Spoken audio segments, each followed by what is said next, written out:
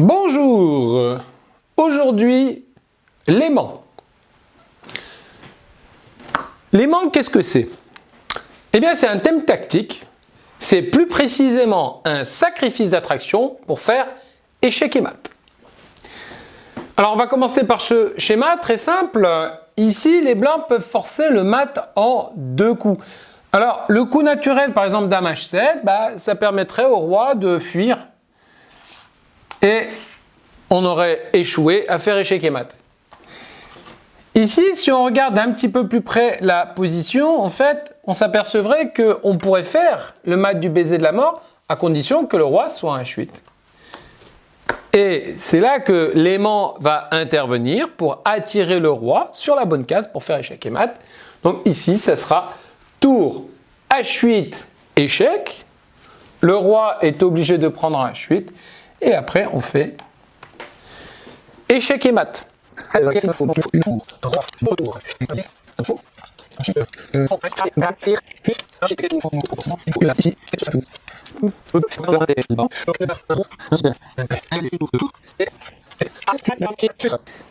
Voilà, donc dans cette position, c'est au blanc de jouer, donc ça reprend exactement le même schéma que tout à l'heure dans une position légèrement différente. Donc on voit ici que les blancs ont une dame et un cavalier à l'attaque. Alors on pourrait faire directement cet échec, mais là le roi s'enfuirait. Ma foi, bon, on ne sait pas trop où va l'attaque blanche. Par contre ici, grâce à un sacrifice d'attraction, grâce au thème de l'aimant, on pouvait forcer un mat en deux coups. Et le thème, c'est exactement le même que tout à l'heure, le sacrifice de tour en E8, roi prend E8 et dame E7, échec et mat. Donc là, un sacrifice d'attraction pour un mat du baiser de la mort. Exemple suivant, nouveau schéma, ici, donc sacrifice d'attraction pour un mat du couloir. Alors cette fois-ci, le thème de l'aimant consiste à attirer le roi dans le couloir de la mort. Regardez ici, donc il y a un thème de mat du couloir. Bon, pour le moment, le roi contrôle les deux accès, mais grâce au sacrifice de l'une des deux tours, on peut forcer un mat du couloir par tour G8 échec, pas le choix, le roi doit prendre, et après on fait tour E8, échec et mat. Exemple suivant. Et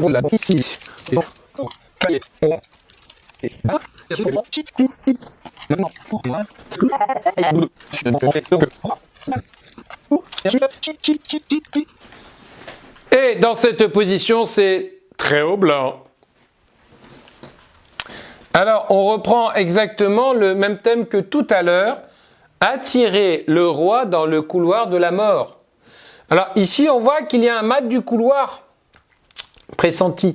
Mais attention, si le roi s'enfuit, il n'y aura plus de mat du couloir. Il faudrait attirer pour ceci le roi sur la case F8 afin de faire échec et mat en collaboration avec le cavalier qui contrôle ces deux cases de fuite.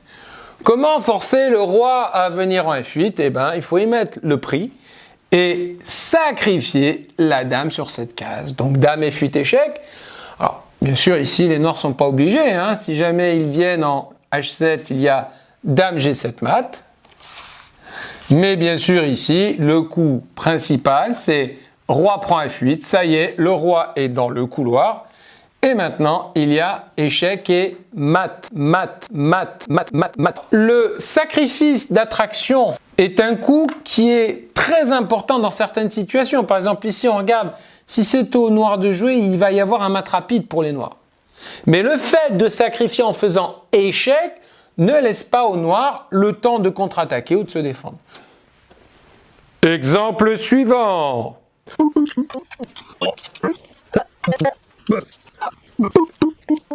Voici notre nouvelle position. Ici, c'est très au noir. C'est le moins qu'on puisse dire, ils ont le feu aux fesses, puisque au prochain coup, c'est échec et mat. Et ici, il n'y a aucun moyen de se défendre contre l'échec et mat. Leur seule chance de salut, c'est de mater les premiers. Mais ici, il va falloir mettre les moyens. Alors, encore une fois, ici, il peut y avoir un réseau de maths du couloir, mais pour cela, il faudrait mettre le fou en F3 et jouer la tour en D1. Voilà, il faudrait jouer ces deux coups en même temps. Mais aux échecs, le problème, c'est qu'on a le droit de jouer qu'un seul coup à la fois. Et ici, le miracle va venir de l'aimant. En fait, ce qu'il faudrait, c'est jouer ce coup et mettre la tour en D1. Donc, il faudrait jouer ce coup en faisant échec. Et c'est là que le sacrifice d'attraction va intervenir par le coup Dame H1 échec. Et ouais, je vous l'ai dit, faut mettre les moyens.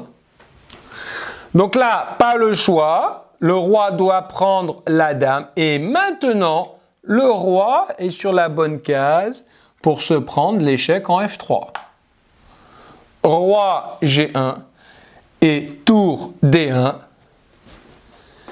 Échec et mat. Exemple. Exemple. Exemple. Suivant.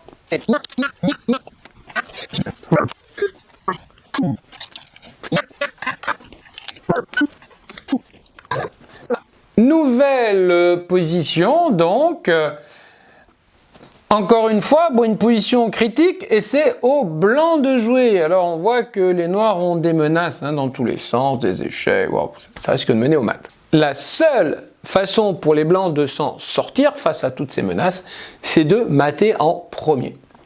Alors, je ne sais pas s'il y en a qui connaissent Star Trek, mais dans Star Trek, ils ont un outil qui est fabuleux, c'est la téléportation. Bon, ça n'existe pas encore sur Terre, ni aux échecs, mais quelque part, grâce au sacrifice d'attraction, grâce à l'aimant, eh bien, on peut téléporter la pièce que l'on veut. Et ici, on aimerait téléporter la dame. On aimerait que la dame arrive ici. Et quelle est la seule manière de la téléporter sans que les noirs n'aient le temps de faire quoi que ce soit? C'est de faire un et des échecs. Donc ici, sacrifice d'attraction, tour H8, échec. Pas le choix, le roi doit prendre. Et là maintenant, la dame va aller en E8 et faire échec. Donc comme il y a échec, les noirs n'ont toujours pas le temps de réagir. Roi H7 et dame G8, échec et mat. Grâce au sacrifice d'attraction, le miracle a eu lieu. Position suivante.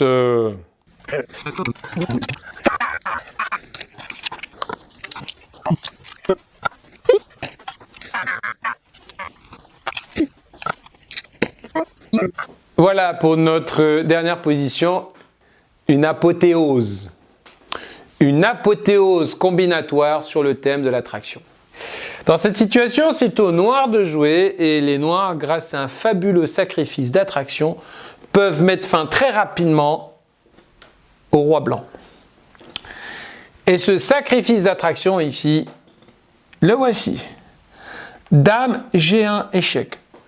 Double attraction.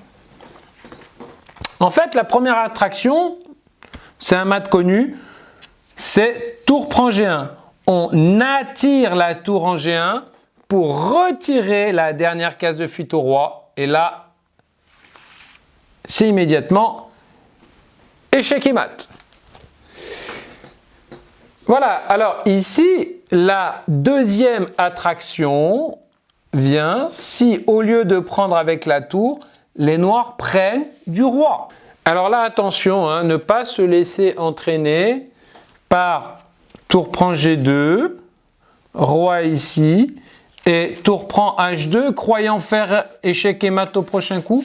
Là, ce serait une grave erreur parce qu'en fait, ici, il y a un fou en D6 qui prendrait la tour et qui mettrait fin au fabuleux rêve des noirs. Bon, ici, après, donc, la combinaison dame G1 et roi prend G1, dame G1, roi prend G1. Ici, il faut être un petit peu plus subtil et se rappeler du thème de mat de l'étouffer. Et on fait tour B prend G2 échec. Le roi blanc est forcé d'aller en H1. Et là, de nouveau, on aboutit à une espèce de mat à l'étouffer. Après tour G1, cette fois-ci, c'est une déviation. On dévie la tour pour de nouveau faire cavalier F2. Échec et mat. Cette leçon sur le sacrifice de l'attraction, qu'on appelle aussi l'aimant, est terminée. De quoi faut-il se rappeler? Le sacrifice d'attraction, c'est un outil très efficace pour ramener rapidement des pièces à l'attaque, pour faire une téléportation. Parce que grâce à un échec, on peut ramener une pièce avec gain de temps et faire échec et mat. Le sacrifice d'attraction aussi sert à attirer le roi sur une case où par exemple il va subir un mat du baiser de la mort.